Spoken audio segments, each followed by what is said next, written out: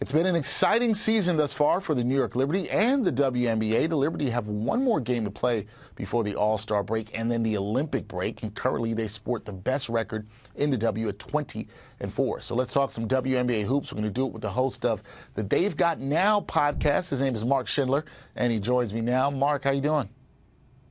Dexter, I'm great, man. Glad that we can finally meet up and chop up a little bit. How's everything on your end? Everything is good on my end. I'm glad we finally got to connect. I'm a big fan of your work. You do a lot of great stuff breaking down things in the WNBA, and I'm going to break down some things here, Mark. So as I just mentioned, the Liberty, they had the best record in the league, but we've seen the two-time defending champion Aces come on strong after a 6-6 start. Now they've won 10 out of their last 11 games.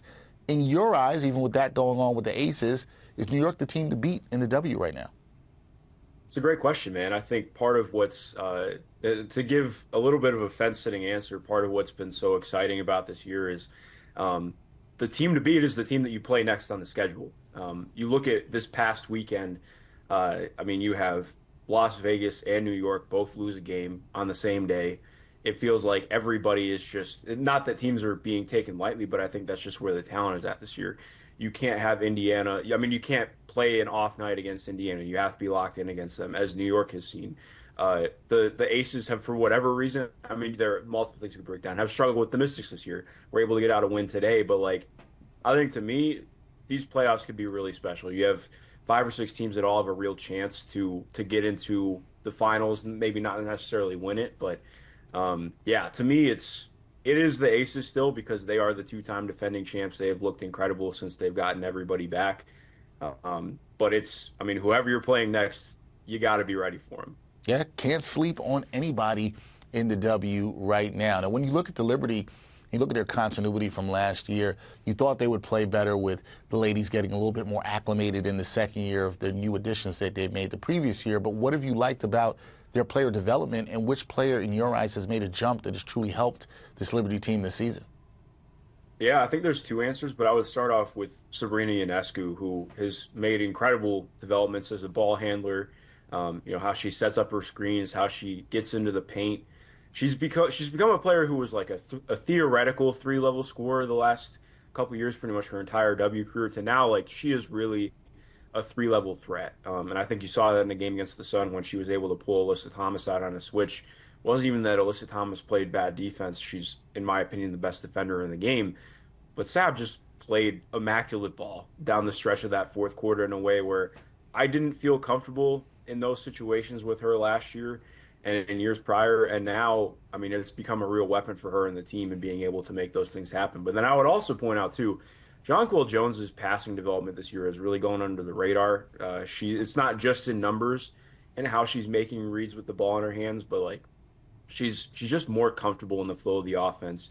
I still think the Liberty miss opportunities to get her easy points, but she's become such a factor in every way that it's been really impressive to watch. Yeah, both ladies have been really impressive. You had a fantastic video talking about the development of Sabrina Ionescu as a 3-level scorer and how she just hasn't been settling for the 3. She's been getting to the basket. The game you noted against the Sun that the Liberty won earlier this week, fantastic down the stretch in that one. Okay, coming into this W season, there was a lot of talk about the rookie class, most notably #1 overall pick Caitlin Clark and Angel Reese, who's picked later in the draft, went to the Chicago Sky. What have you thought about how both of these ladies have performed this season on the court, and then the excitement that both players are bringing to the league right now?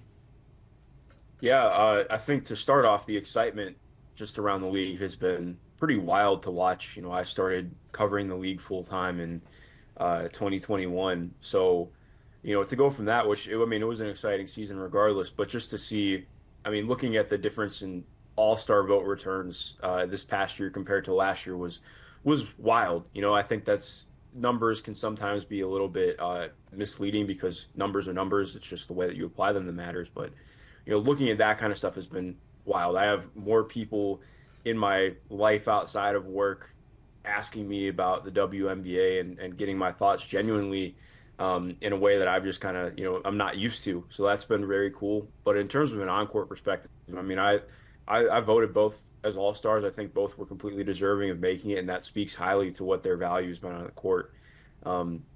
Both had some real struggles at the beginning of the year, but have come on extremely strong. as they've kind of figured things out. I think both have figured it out in different ways, but both have really found a new level of patience in the game, which has been extremely important in kind of elevating where they're at and finding comfort in especially what they do offensively right now.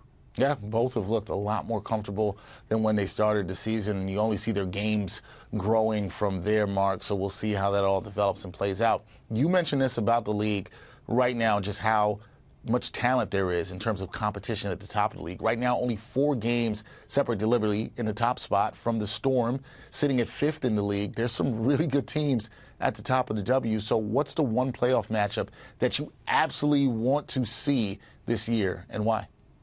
Yeah, I really want to see the Liberty and the Lynx play. I think we've already seen it happen a couple times in the regular season.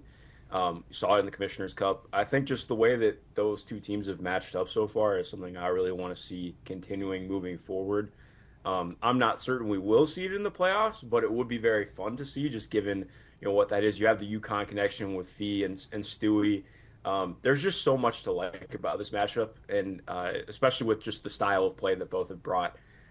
In kind of deferring ways. So that's one of the matchups that I'm very hopeful that we get to see in the playoffs this year. All right, those games have been good so far, and obviously the Commissioner's Cup didn't go the way the Liberty wanted to go, but very good, very physical, good defense, 2 really good defensive teams.